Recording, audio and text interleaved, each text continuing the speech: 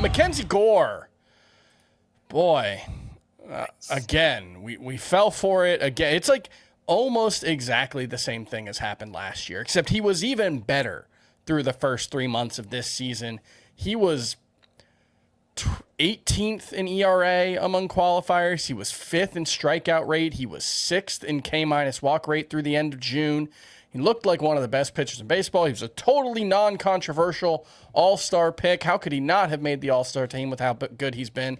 And then for the second year in a row, as soon as the calendar hit July, he has been atrocious. He had a 6.70 ERA in the month of July, and that's going to be much higher after his start on Tuesday, where he gave up 8 runs over 3 innings, 12 hits, no strikeouts for the first time in his major league career. 0 strikeout game for Mackenzie Gore. I have no idea. Like I went looking for some answers just to see what he said after the game, because it's one of those ones where he was so bad that it's like the Jesus Luzardo starts earlier, where you're just like, there must have been some explanation for this, right? Like, he's hurt, he's tipping pitches, and the quote that I saw, we didn't walk anybody tonight, which is something that typically when I pitch bad, that's what happens. Just tonight, it was just they got hit. So yeah, we got to make some adjustments. I have no, like, I really have no answer, because if you look at the individual pitches, nothing looks that different. His velocity's down like 0.3 miles per hour from where it was in April and May, but it was like that in June as well, and it didn't affect him. Spin rates, movement profiles on all of his pitches more or less look identical as they did early in the season. He's just tipping pitches would make sense, or he's having some kind of mechanical issue, but I don't know.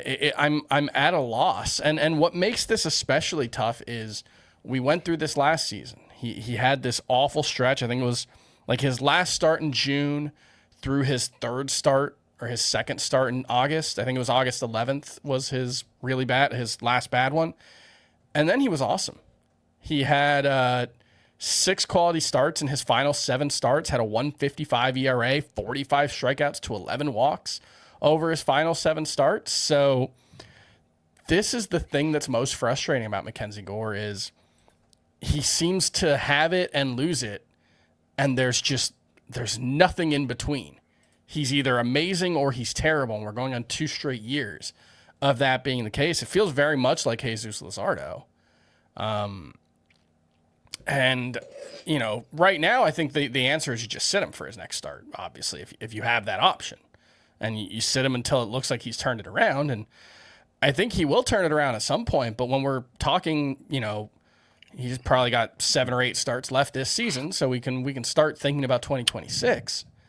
I have no idea what to do with this guy. He's got top 15 talent. Mm-hmm. Can you draft him as a top 40 starting pitcher next year when he's got a 4.20 ERA and a 1.4 WHIP now? Yeah, I mean, let's see how the final 2 months go before answering that. But there was a point this season where we were basically calling Mackenzie Gore top 15, certainly top 20. And I mean, this is kind of the frustrating thing about roto play, because he's undone it all. You spent the whole year thinking you had this breakout pitcher that you could rely on, and who would have argued with it? And he's given it all back, because now, as you mentioned, Chris, for the season, ERA is 4.29, WHIP is 1.37. He only has 4 wins on the year because the Nationals are bad. So like he's given it all back. He's been a net negative and a severe negative for your pitching staff if you've continued to start Mackenzie Gore through this. And it's a good chance you didn't start him for some of the good starts he had earlier. Yeah. Mm-hmm. So it's just really frustrating. Remember, he had 13 strikeouts on opening day. Yeah, there's a good chance a lot of people didn't start him. Yeah, you probably didn't have him in that one. So his best start of the season. Didn't he have a bad start, and then the next start out was really good too? So people benched him for that one. It's crazy. I'm glad I left you the Olive Garden breadstick, because I don't have many answers either. I'll just after his last start, Gore said he thought it was a sequencing issue, that he wasn't getting as many chases because of the way he was sequencing his pitches. So either he didn't address that or it's not that. I remember last year reading at the end of the year when he did have that terrible stretch that he recovered from, he credited the training staff for an unspecified issue. Yeah. So it could be that he's pitching through something. That's always an issue when a player's struggling, that they're playing through some injury that just goes unreported. Or, he has complicated mechanics. Yeah. He got sent to rookie ball as he was as a prospect, he was the best pitching prospect in baseball for a couple of years. Then his stock crashed because he had mechanical issues that got him sent to rookie ball for a while. Obviously straightened him out. But it just seems like with that history, Gore might be the sort of pitcher whose mechanics get out of whack pretty easily, and that contributes to these struggles. So I don't know. It's a lot of like theorizing and maybe we're spinning our wheels here by talking about it for this long, because obviously, okay, sit him, but it's really frustrating. I wouldn't drop him. And yeah, I don't think you can drop him because I think there's a good chance he turns it around. Yeah, I think that's all well said. Just a reminder what he did last year. You brought up some of the numbers, Chris, but final 7 starts, it was a 1.55 ERA and a 0.91 WHIP. So just knowing that Mackenzie Gore still has the ability to turn things around and right the ship, we just saw that last season. I agree. I don't think we're dropping him. He's 82% started, so a lot of people have him in the lineup this week because he was a 2-star pitcher. I get it, but man, yeah, you gotta bench Mackenzie Gore for the foreseeable future. We gotta see him string together some good starts here. All right, well, let's fire up the worryometer. We already spoke a lot about Mackenzie Gore. Do you just want to put a number on it, 1 to 10? Where are you at on Gore? 9. I mean, probably 10. I mean, maybe you say 9 just because we saw him bounce back from it before. So yeah, I could go with 9. What about his teammate, James Wood? Been getting some more questions about him. I know I brought him up, I think, a week or two with you, Chris, and we were kind of like, all right, he's young. Maybe it's just a little bit of a cold stretch here. It's gone on even longer now. So 0 for 3 again, last 23 games for James Wood. He is hitting 115 with 1 homer, a 42% strikeout rate. The underlying plate discipline looks really bad during that stretch, and a 65% ground ball rate. So it's just kind of multiple things happening terribly right now for James Wood. Where is he on the worryometer?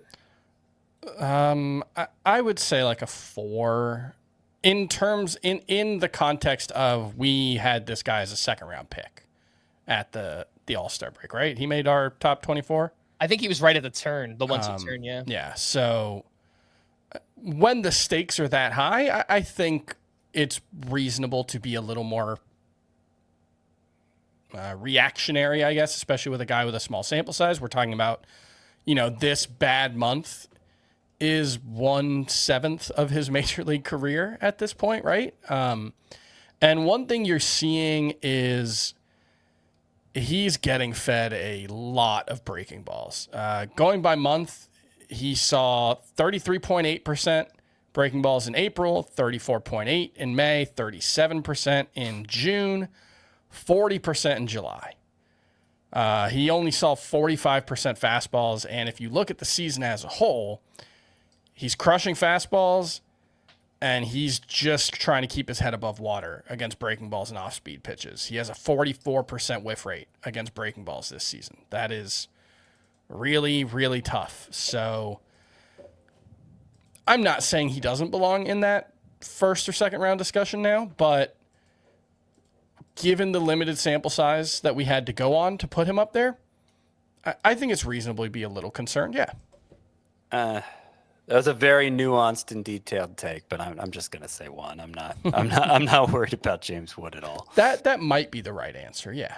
All right. Well, maybe Scott is worried about Lawrence Butler, and he's a name that I remember I brought up to you, Scott, and he's only gotten worse since then. So last 36 games, this goes all the way back to like early mid-June, something like that. 164 batting average, a 538 OPS, 32% strikeout rate, just 5 barrels in his past 36 games.